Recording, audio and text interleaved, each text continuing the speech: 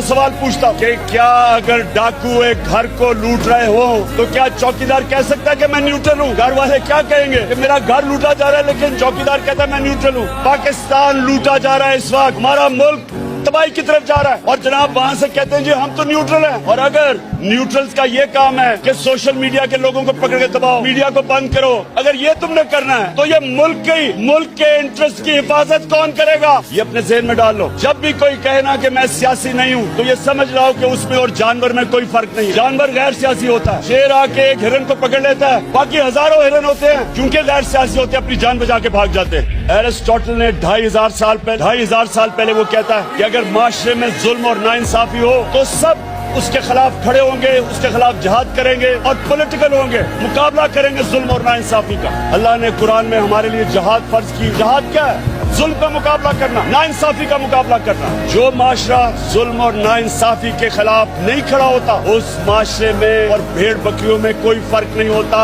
حکم ہے اوپر والے کا کہ اس طرح کی جب ناانصافی ہو تو سب شہری اس کے سامنے کھڑے ہوں، اور جب آپ ظلم کا مقابلہ کرتے ہیں ظلم ختم ہو جاتا ہے۔ جب ظلم کے سامنے سر جھکاتے ہیں معاشرہ تباہ ہو جاتا ہے۔